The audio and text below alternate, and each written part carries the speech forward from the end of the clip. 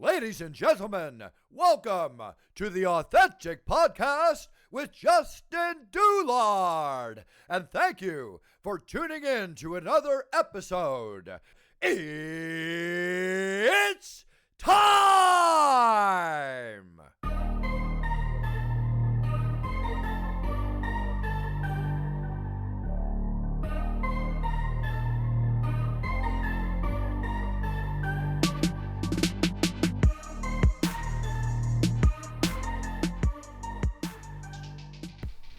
All right, we are back. Jimmy, I appreciate you stopping in. Kind of a rain check. I was pretty sick a couple weeks ago, and like I said, turns out it's glad we canceled because we got hit pretty hard by COVID, but we're recovered now. So, but thanks for coming by, man.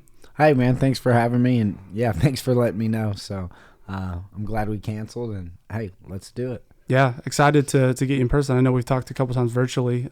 I always say my in-person ones are so much better. I feel like, sometimes you have to do virtual. It is what it is, but I feel like you get a lot better conversation when you're one-on-one. So, well, you're back, man. You got you're about 10 weeks out till the fight, correct? Yeah, a little over 9 weeks, coming up on this Saturday. So camp's been great. Everything's good. I'm excited fighting the number 13 guy in the world. So can't get no better than that. That's a good starting point with one of the topics we kind of had. Asked some people for questions. So it's only your second fight in the UFC, but you asked for a top 15 opponent and you got it. How does that work? Oh, technically, I didn't even ask. I actually asked to fight in December, and I seen on Jeff Molina's Facebook after I found out I was fighting Jeff Molina that he asked to fight in December as well. But I'm guessing there was no openings, and that's why we got announced for the first fight of 2023, and we'll be fighting January 14th. At the Apex? At the Apex, yes. They got that, and Kevin Gastelum versus whatever the guy's name is he's fighting. Mm-hmm. Jeff Neal is fighting the undefeated guy in the co-main event. And looking like right now I'm like the main prelim. So that would be super dope. Okay. Is it weird going from fighting like LFAs and all these with lots of fans, or I guess lots of fans for a smaller promotion, to your first two fights UFC, no fans? I guess now Apex has a little bit of fans, but your first fight was no fans, right? Yeah, actually my first fight with no fans was the LFA title fight. Oh, really? Yeah, and I fought in a big arena in the main event. So they were doing LFA fights during COVID with no fans? Yeah. When I fought, so I fought in 2020 4 times. My first time I fought on leap year, and I fought on February 29th, leap year of 2020. And I had fans that was in my hometown. I won the FCF 125 title against something Bazzi, but I beat him by submission. Armbar in the first round, and then like 2 weeks, 3 weeks later, COVID hit, and they started canceling fights. And then about a month and a half later, LFA started doing events with no fans, and it was in July of 2020. They flew me out to South Carolina, and I fought, what's his name, Greg Fisher, for the 125 title. There was no fans. There's a big arena too. It was crazy. So like you can hear the steps in the cage, and it worked out good though too, because I could hear everything his coach was telling him to do. And yeah, I was like, that's not right. So like it worked out, and I changed the angle, and then ended up submitting him. And then it was 9 days after that when I got the call to step in to fight Nate Smith on the Tuesday Night Contender, which is actually at the Apex. So, and we didn't have no fans. And then the UFC fight, no fans. This time, we're going to have fans at the Apex. People keep telling me, I'm coming. And well, unfortunately, it's like a VIP experience because it's so small. And tickets are $1,600 each. And I was like, I can't have people flying out there to be in Vegas and then a hotel, food, everything, and then a $1,600 ticket. That's a lot. I was like, unless you really got money, please don't. Yeah. There's going to be more now. Like the retirement thing is not happening no more. So, like, we're out. I'm 32, and I know this is my last run. I got 3 fights on my contract, and I got a chance to jump into the top 15 in the world on my first fight back. And you're feeling good? Oh, I feel great, man. Was it hard getting back in it? Oh, yeah, dude. Mentally, physically, and emotionally. things changed big time for me. And Yeah, you had a lot happen, man. yeah, in those almost 2 years, like, people don't realize, like, I didn't train at all. Like, I jumped in and, like, promotions people had that wanted me to be there for jiu-jitsu or little training sessions. I tried to pop in to help, but maybe 3 or 4 times I trained since I retired. And then I was out for a while, and then had a lot of stuff happen. And next thing I know, I got my coach and one of my main sponsors, Harvest Health, and his name's Tony. He started getting me out and about, motivating me to get back, asked my little girls what their opinion was. And my girls were motivated for me to get back in the gym, said they would love it. So it motivated me to get back. And a few weeks after being back in the gym, my manager kind of just, hinted to the matchmaker that I was interested in possibly coming back, but I didn't know the UFC's thoughts. And then next thing I know, I got a phone call from the UFC, and they're like, "We need to put you in USADA." I was like, "What do you mean?" Like, they're like, "Oh, we heard you want to come back." And I was like, "Well, can we break down what was going on?" And then, hey, the next day I was back in USADA. So that's all it took was a phone call from the UFC. Nice. You answered a lot of questions there in one response, talking about how is it getting back into the pool or getting ready to roll? How do you make those connections and calls? And then the other big one was just, one of the guys that I follow, big UFC guys, saying, you had a pretty successful and active 2020, and then you had a fight scheduled, and then, you retired abruptly. Now you're coming back. What was that mental shift like, going from being so busy, having a fight, abruptly retiring, and then now you're back? It was a big difference. It's like, I was nonstop. Were you having people poking at you saying you should do this, or was it only you? Oh, actually, literally, nobody had a clue that I was even gonna retire. Like, nobody. You announced that at a live event, right? Yeah, I did. But like the way it happened, I was on my way to gym and got done training one day, and it was just after Easter weekend. We had Easter weekend, and I just mentally just had so much going on. And it just, also I think with a lot of people don't realize is like I cut weight a lot of times, and I used to be a lot bigger. Now I'm not as big as I used to. My body's kind of finally settled, but I cut a lot of weight, and I did it a lot in 2020. And then Cody got pink eye, and I turned around and I had 12 days to do it again. I weighed in at 125 pounds on a Friday. Saturday, I usually weigh 143 when I fight. That night after the fight, I break 150. On my way home, I break 155. And Monday, when I wake up, I'm usually 160. And are you trying pretty hard, or is that pretty healthy weight? No, I just miss food. So, like, I diet and I eat really good and try to do everything right. And so after, I just gorge, because you don't know when you're not going to be able to gorge no more. Sure. It's probably not the safest thing. And so now hopefully my body's established better where I won't do that. And now I can get right back in the gym to stay active. That's what I want to do. I actually want to stay active fighting. I'm so close to quitting my job and doing it full time.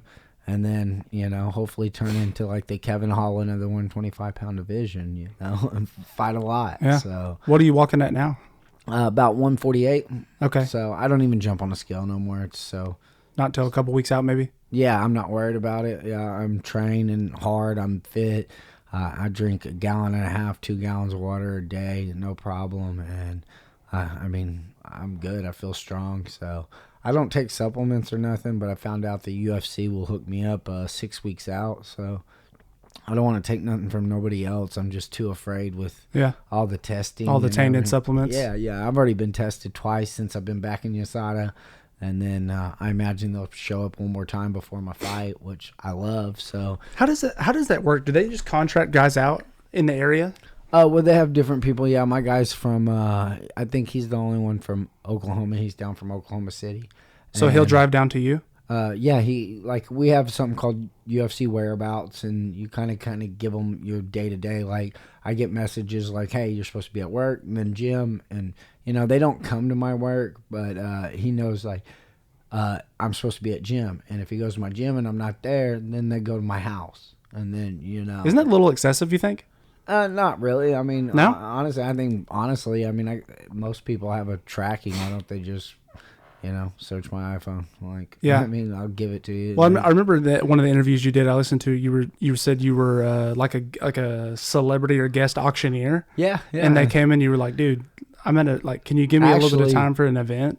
No, actually what happened is like the event was going on and my phone kept ringing, and I was like, y'all, my phone keeps going off. And I had about, 80 people at this event for a fundraiser, and they were like, it's probably your car warranty. So I decided to answer it. Nah, it was just, it was right down the street. But yeah, once if they don't get in contact with you and you're at no location and they can't find you, and I didn't put it in my whereabouts, then it's a missed test. And then if it's a missed test, technically a failed test because I didn't provide. A miss is a fail. Yeah, it can be. And then I have to do all the documentation. I got to tell them where I was at, why I was at.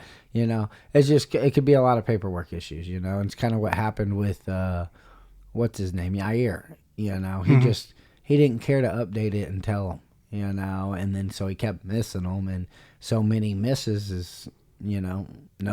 So I try to make them. I don't like to miss them. I mean, it makes it easier. Last time I wasn't at my work when my guy showed up. So he was like, hey, where are you at? I gave him my location. He said, all right, I'll be there. And he said, start drinking water. So started drinking water. By the time we got there, we had 15 minutes of paperwork. I was ready to go. Less than 30 minutes is in and out, So sometimes it can be longer because you don't know when they're going to be there. But they make it pretty easy. I enjoy it. I think it's great. I think it's good. My guy don't show up at no 5 o'clock in the morning or anything like that. He hasn't showed up at my work. I mean, they know when I train, where I train, and yeah, I saw last camp or last fight. I think it was Kamaru Usman was complaining because they showed up at like 5 o'clock on fight day or the day before, and he was like, "Man, I'm at my worst right now, cutting weight. Like, cut me some slack. I'm trying to sleep. Like, this is, a really big deal." So, yeah, that's insane. Didn't plan on asking it, but I have to, or don't have to. I'd like to because I like to hear perspective from people, especially someone who is doing it and actually fighting. What are your thoughts on the situation and TJ Dillashaw and the way he got busted and came back and, he got a title fight, 2 fights later, after a 2-year layoff with EPO? I guess just your thoughts on that overall, because some people were saying, he manned up because he got caught, but he's saying, hey, I served my time, my slate's clean now. So what is your outlook on that? Yeah, man, I agree. I mean, he served his time. He's back, and I mean, obviously, it didn't go good against Aljamain. So, it don't bother me none. I mean, I don't do steroids or have never really cared to. I'm a small guy, so I mean, I felt like for him, he might have been doing it on more of a weight cutting, to be able to make the weight because he went to flyweight, right? Yeah, and then like that's the one he failed. Yeah, against Henry. Yeah. So, and I believe that's the one. So, and I think that's why he did it. And yeah, he manned up and he took it. He came back and he looked great until that last fight. So, and then now he's blaming it on his shoulder, which kind of sucks because, it did look pretty nasty. I mean, yeah, his point there looked pretty legit. I don't know if that is the truth, but it looked like it. Yeah, and it sucks though too. But then they say it's been happening in training though, and that's like where Dana's like, well, if this stuff's been happening in training, then that's your own fault because you could have got out of it. You believe him about what he said about the ref before? He was like, hey, my shoulder's gonna pop. Don't call it. You think that was true? I don't know. That's crazy because at that point, then you can get in a lot of trouble. The ref could get in a lot of trouble. Yeah. Yeah. Like, it's just like, because we fill out paperwork, like a lot of paperwork, and about having injuries and lying about injuries. Like, if you lie and then after or in the fight it happens, you think they're going to pay for it? Yeah, I guess I never thought of it like that. Why would you go public with it? I thought that as a fan. I was like, if I'm really going to go into a fight with an injury, I'm going to, after the fight, be like, win or lose, like, oh, I got hurt in the fight. Yeah, like, not reveal your whole secret there. Yeah, to try to go viral or fucking defend yourself, I guess. Yeah, yeah. I thought that was kind of dumb because he, like you said, he just spilled his whole beans, and now his next 2 or 3 fights, everyone's going to know that shoulder, if it's true, is trashed. It's going to be their primary target, right? Oh yeah, most definitely. You think? Have you ever thought about going up to 35, or are you too small for that against those guys coming in at 35? Oh no, I think I'm way too small. Like I fought, Chris Gutierrez. He was huge, and It was just so hard to get a hold of the guy, and I tried to get him to the ground once, and I swear I had him there, and somehow he popped back up. And the guys are huge, but at 125 I feel so strong, and that's why I love to grapple and see how strong they are. That's why my fight, I love to get it to the ground and see if they're strong as me and have as good jiu-jitsu as me. And that's why I like to say Khabib wrestling, Damian Maia jiu-jitsu. I like to take them down, and then I like to choke them. Would you ever give Cody Durden a rematch? I know, it wasn't like a huge hyped fight per se, but I know he called you out after and said that, you didn't really, you got lucky per se. Would you ever be interested in fighting him again? I think if we're both ranked down the road, but I don't even think the UFC cares. If the UFC wants it, I have no argument. I don't think so. But to me, no. I don't care. He literally took me down, had my back, and punched me, and I still got back up to my feet.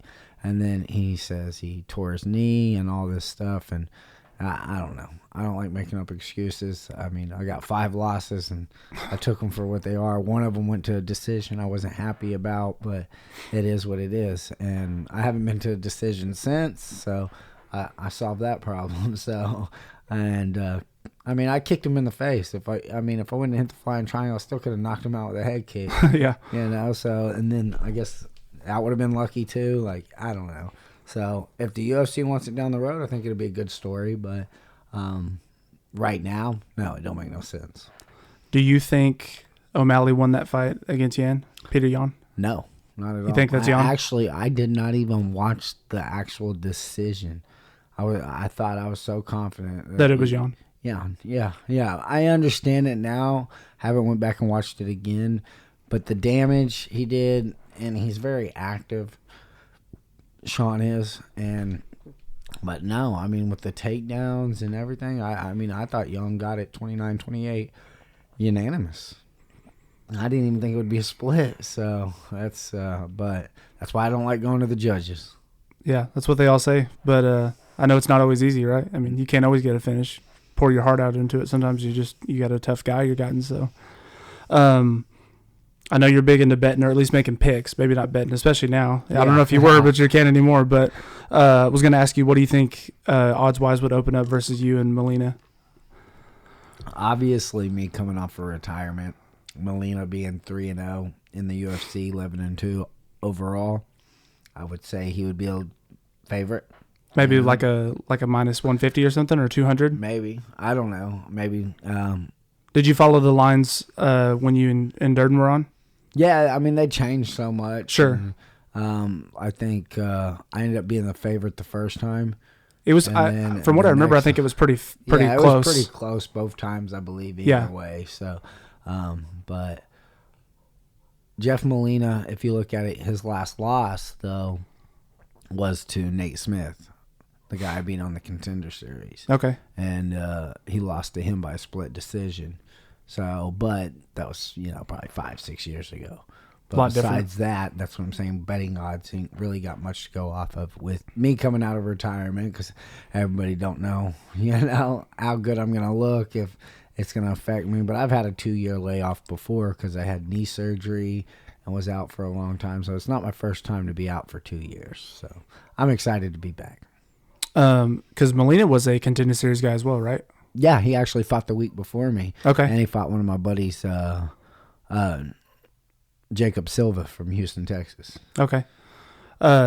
You keeping up with this potential fixed fight from one of James Krause's guys? Did you see that? Yeah, I don't think it was a fixed Not fixed fight. Maybe a dive or something. Well, I don't even think it was a dive. I just think he knew that he was hurt, and that, I don't know. But I watched the fight again, and he does kick and shows that it's hurt, then he kicks again. Mm-hmm. And everybody's like, why do you kick again? Well, did you see kind of what happened with the odds? Oh, yeah. And then they said there was some pretty large... Within 2 hours of the fight, it dropped. It's the biggest difference. He went from negative 220 to negative 400 and something. And you know that that's one of Krause's guys. And Krause is known for talking. He has a betting podcast, all kinds of stuff. And him and Jeff Molina as well talks about betting. Yeah, giving out picks and Yeah. whatever. So it's crazy, man. And See, like yours is. Oh, sorry, I didn't mean to cut you off. no, I was like, it's crazy to see what's going to happen with it. Sure. Well, it's interesting because, like, you give out picks, right? But you're never. Like James has a Discord where he talks about making money. You know, I think there's a difference in making picks and then talking about how, hey, I make money on fights, and then this is his guy. But it's also bizarre that, you know, just 30 days ago, 40 days ago, you guys could bet, you know, on yourselves or anybody, and of course they you know outlawed that or said no more, but didn't really say anything about like coaches or people associated with the organization. Well, what's crazy is like on betting sites, I've done it and I've betted, you know, but on DraftKings, I've been kicked off for 2 years. What'd you do? No, because of like the first time I retired and they told me I couldn't bet on fights no more because I retired and I had to wait a year. So then after a year, they let me start betting again. But as soon as I entered back in the USADA, I was cut out of DraftKings again. I can't play Really? MMA DraftKings. No. How do they know that? Because of my email. I know, but how many fighters are on the roster? Yeah. How do they know that? How are they so quick? You know what I mean? Well, because for a long time, I kept going back and forth with community service. And I'm like, look. And they even gave me free money because they couldn't figure it out. And then next thing they know, they're like, oh, you are an actual fighter, and this is why. And we have these guidelines and stuff. And, like, they say that we could have inside information, like coaches and family. Now I understand it. Yeah, they could. Yeah. Like, depression, if they trained as hard. Yeah. You know. Real things that no one else would know outside the gym. Yeah, and that's why people don't realize, like, they're like, boxing makes flat money. MMA, we got to fight to win. Or we get show money and win money. But you got to win to get that win money. And I think that's based on the fact to make fighters fight. You know, we fight because we know we're going to get that win money. If you're hurt, but you know you're getting $500,000, you're like, I don't care if I'm hurt. I'm showing up to get paid, you know. And I think that's what makes the difference and why we have win money and show money. Yeah, and in a one-on-one match, there's always a chance, right? Especially from a guy who's super tough. And, I mean, even though you're hurt, you still might win. You might have the edge. Yeah. I mean, people that are hurt all the time come out and win, so. Yeah, you're going to show up regardless. So it's kind of like that that NFL player. I don't know if you saw it, but he was for the Falcons. They caught him betting on FanDuel, I think by his email or something, and he got flagged. He was betting on his own team to win, but he got suspended for a year, I think. You know, and then some of these NFL guys will do some pretty serious crimes and get suspended for like 4 games, and then he gets cut the year because he was betting on his team. So. Well, Floyd Mayweather, they're talking about betting on himself all the time. He did, too. Yeah. So, I mean, you can still have just somebody that's not a family member or whatever still bet for you, I guess. Yeah, kind of under the table. Yeah. I don't care too much for it. I do flick picks, and I just do that for fun. It was a catchy thing.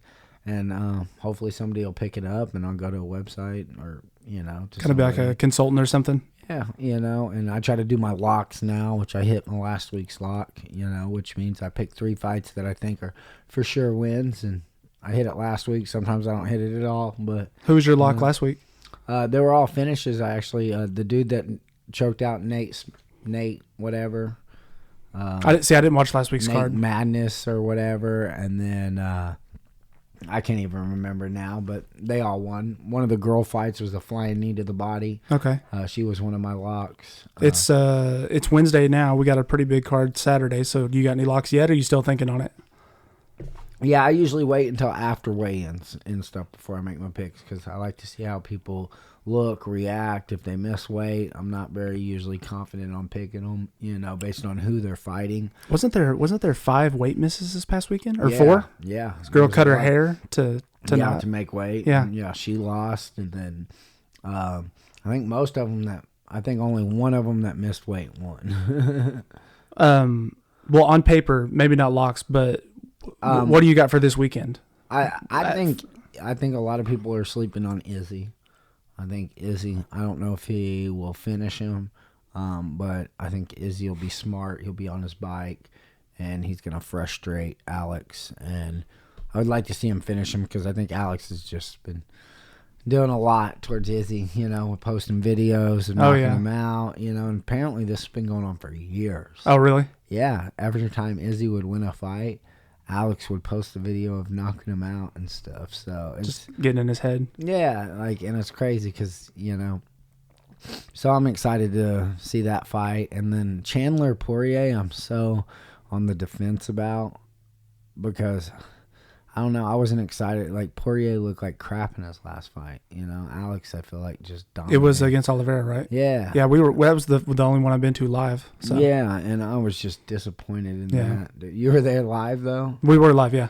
That's awesome. Yeah, we were pretty high up, but we were there. So, and it don't matter. Yeah, I'm a big Cody Garbrandt fan, and so that was pretty disappointing too, because it's just kind of been all downhill for him. Yeah, for the most part. I mean, 5 out of the last 6 dropped, and it's usually first rounders. So, but we did get to see one of the biggest upsets with Juliana Pena beat Amanda Nunes. That was crazy. Who'd she beat? Nunes. Oh, yeah. The first time. Yeah, the first time. You were at that one, too? That was all the same one. It was good. That was pretty dope. Yeah. Yeah, and so I don't know about that one. I think Justin, if it's his old self, he'll be able to come back in later rounds. But Chandler's a monster. If he comes out and lands, I think it could knock him, you know. So. Chandler's fun to watch, man. Yeah, he's exciting. He's entertainment. He really is. And, he could back it up, too. So, you know who else is on the card? I can't remember. Who's the third fight on there? You got those two, and then you got the women's Weili versus Esparza. Is that how you say it? Yeah. I want Weili to win, obviously. Esparza's just not very entertaining, but we know what she's going to do. She's going to try to wrestle Weili. Yeah.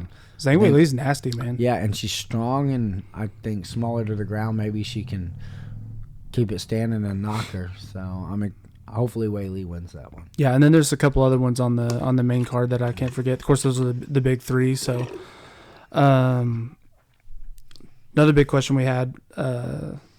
Shout out to Lindsay, my wife. She always asks good questions too, so I appreciate that.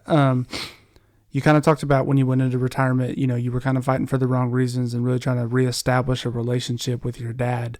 Coming back now, is there a different reason you're back, or anything in particular that drew you? Has your relationship with your dad gotten better, or are you just back because you left too early?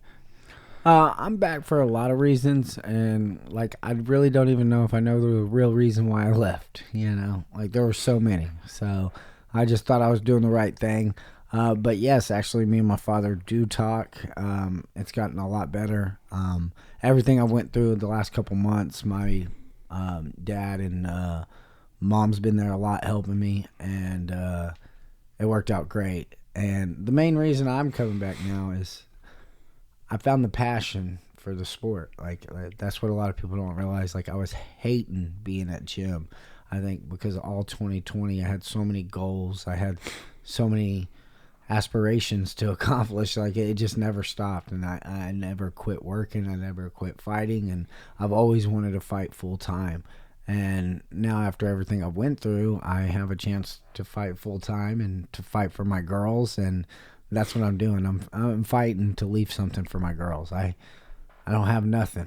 You know, I'm starting over from zero. I mean, so now I want to give my girls something to have, you know, a future. And I'm passionate to be in the gym. I'm passionate to learn again. I'm excited. I think the layoff is what I needed. So just a little break. Yeah, to really see, and like they say, no matter what, if you really love something or you're meant to do it, it'll make its way back. It'll draw you back. Yeah, and it did it. And I did not. What's funny is I entered USADA July 14th. Okay. Of this year, back in July. Early June or late May was when they had the Ironman race here in they have it over there by the Keystone Dam, where they have the Ironman race where they ride a bike so far, they swim and run. It's called the Ironman. Well, anyway, like where's he going with this? Well, the USADA, the guy that drug tested me, was in town drug testing people for the Ironman. I was downtown partying. And me and some friends. You were not doing the Ironman? No. I was partying. And he ran into me and he was like, hey, what's up, man? You ever coming back? Blah, blah, blah. We took a picture, and I was like, no, I'm not coming back. It was a month after that picture that I entered into USADA. He said when my name popped up, he was like, You liar. yeah. He was like, so I couldn't have told nobody I was coming back. It was, I didn't know how it was going to happen, but I'm excited. And my father will actually be in my corner. He hasn't been in my corner in probably 7-8 years. Oh, he's going to corner you in January. Yeah, he'll be there. Nice. So he'll be my best friend, my coach, my father. So I'm excited about that, and go fight the number 13 guy in the world. So. Yeah, man, that's awesome. I know you kind of talked about goals and how you were like so overwhelmed and wanted a break, but now that you're back, are you a little more relaxed in your goals, or do you have a vision, or are you just trying to fight and win and take it day by day? Oh yeah, I have goals, a lot of goals, and my first one is I start off in January 2023, so. I want to fight 3 times. I have 3 fights left on my contract. It's a 4-fight contract. I fought once. I got 3 left. I would like to fight in January. I would like to fight in the middle of the year. And then I would like to fight at the end of the year. Well, if not, sooner, So my plan is to fight all 3 fights, win all 3 fights, get a new contract, be the top 5 in the flyweight division, and win the UFC flyweight title in 2024. That's awesome. Yeah, I wasn't sure because, a lot of people try to say they want to make a living out of it. Some people want to fight till they can't. And then, especially like a guy like James Krause, Molina's coach, he had mentioned that not everyone should aspire to fight for the belt.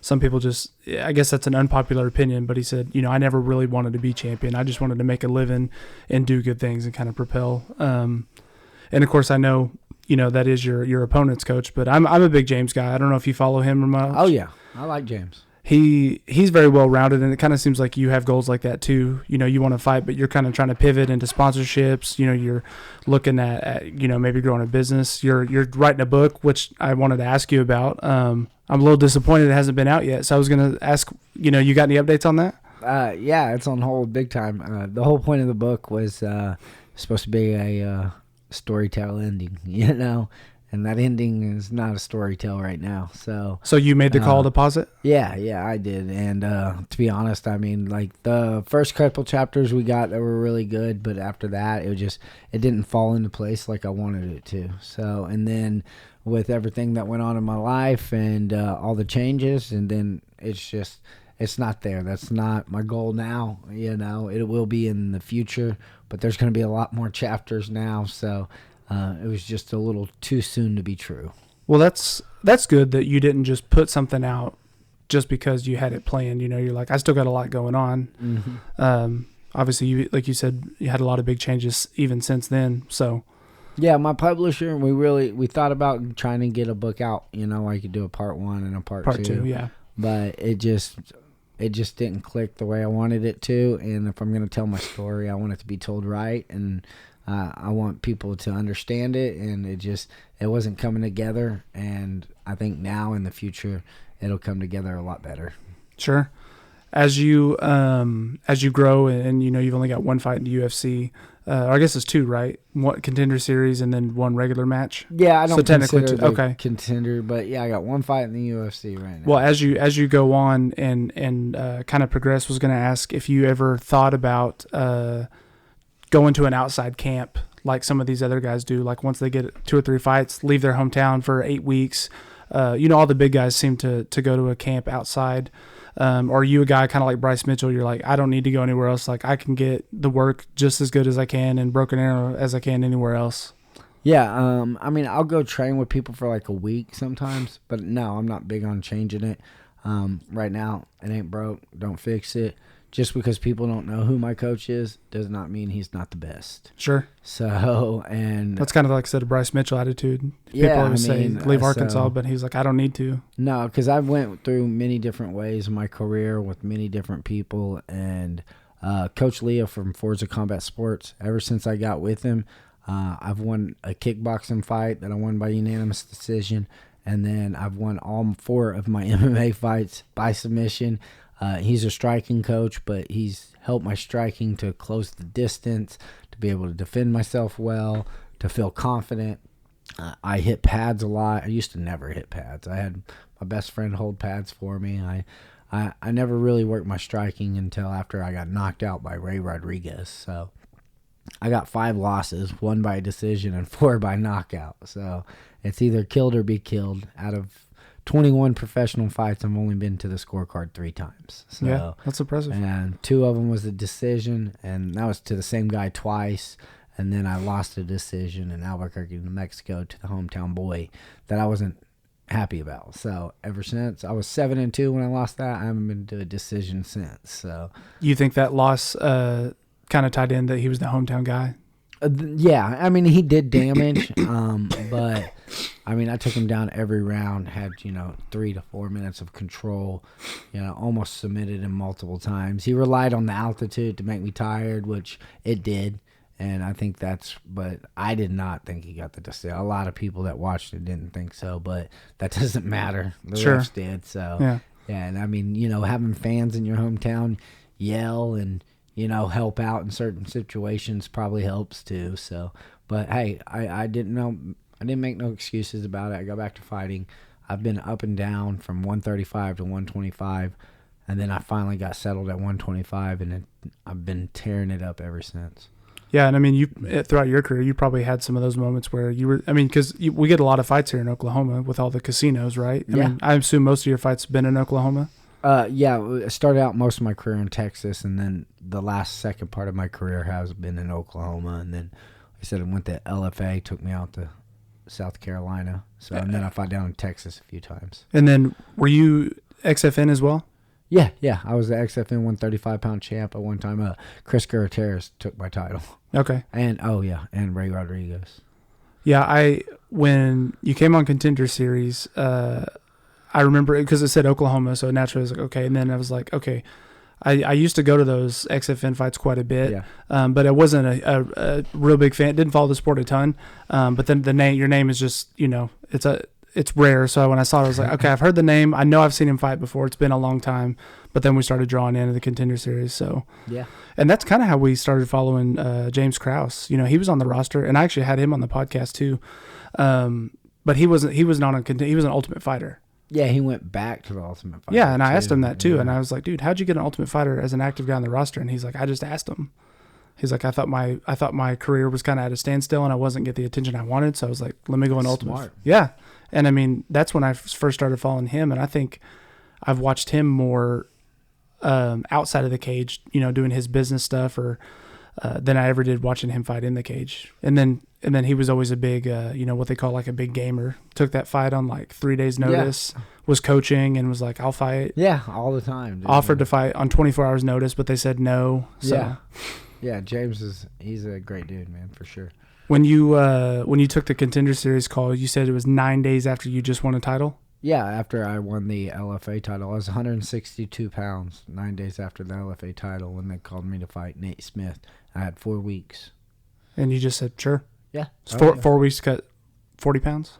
38 pounds? No, it was like 37 or something like that. That's 40 pounds to me, I'm sure, but that's crazy. No, every pound counts when you're cutting, man, dude. You Contender Series, how does that work? Because I assume that you apply or try to be on multiple, or no? No, actually, you don't apply at all. They'll contact you. That's the whole point of having managers and everything.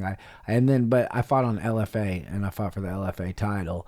And then so that obviously helped. Ed Suarez, the owner of LFA, me and him's always had a great relationship. He's the one that puts the belt around the fighters, and he said he would put a good word in with Mick to go ahead and get me signed if possible, and told me to stay ready. And besides getting a little fat, I was turned around and got right back ready. And I still to this day, I think Nate Smith was my best performance. I was so dominant in that fight, and my cardio was amazing, and I've been killing it, man. So, how did that fight end? I finished him in the 3rd round by submission. I currently hold the record on the Tuesday Night Contender for the most submission attempts. It was like 7 or 8, right? Yeah, it should have been like 16. Oh, really? I mean, I heard them gurgle a lot just because they don't see the submission. And sure. I had a couple of different submissions that, in my opinion, it's a submission, and he was fighting to get out of it. So, And then next fight you get, is it what, the second or third flying the triangle? third flying triangle, the first one in the flyweight division. The third ever in company history? Yeah, and then it'll be the only one in the company history without no fans. Yeah, I remember you saying that. So. Walk me down how that happened. Did you see that coming or?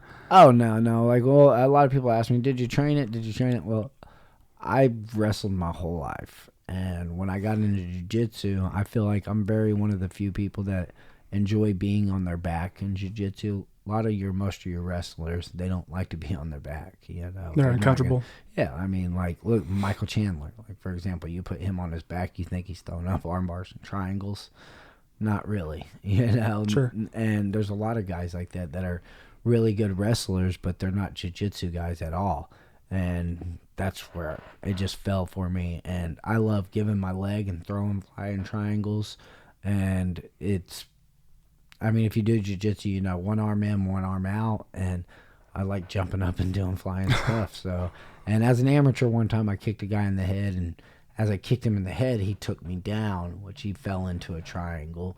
And I kind of grabbed for it at the same time. It wasn't quite the Cody Durden flying triangle, but pretty much almost the same thing. So, but yeah, I mean, I didn't train it, but I've done it in gym. Gotcha. And you got the bonus that night, right? Yeah. How did that feel? Oh, it was great, man. Like the way it works, man. I mean, they deposit money in your account, so it went straight into my account within a week, and it was mind blowing, So, and then Uncle Sam got his part later that year. And that was 22 G's. Yeah. Oh wow, really? Well, and everybody's like 22 G's, you lost half, but they don't. That's not when I say 22 G's. That's of everything I made that year. Like not just of the bonus. Yeah, I mean, okay. I made 70,000 for the fight, and then I made 10 on the Tuesday night contender. I made like 6 or 7 on locals, and I worked a full-time job, and I had sponsorship. So I made over 100 G's in 2020. That was one of my goals, but unfortunately, Uncle Sam got 22 G's of that. Yeah, at least it's not 22 of the bonus, but still, that's obviously. Yeah. Thank goodness I was able to put it back and made the right decision. And then when it came about, I got it paid for. And well, that's what they say. A lot of the guys struggle with is they make the money, but they've never had to file taxes like that or had to pay. You're used to making $40,000 a year, and then you make $100,000, and you're like you didn't financially plan appropriately. So yeah, now that's why people get into tax trouble like crazy. Yeah, I've learned a lot. So now actually I'm a LLC, and all my sponsors pay my LLC. I pay for my gas, my certain food, certain travel, all out of my LLC. Then so you can I actually have better write-offs. And then the plan is go and get another $50,000 bonus, quit my job, and be able to pay myself monthly to provide for my bills and stuff like that, pay what I have to out of my business account, and get more write-offs. Yeah. So, and actually spend my business money and be a business like I am. Yeah. And then expand on books and merch and commentating gigs and everything. And speaking of merch, yes, I have a merchandise link up on my social media. Instagram won't let me drop it for some reason.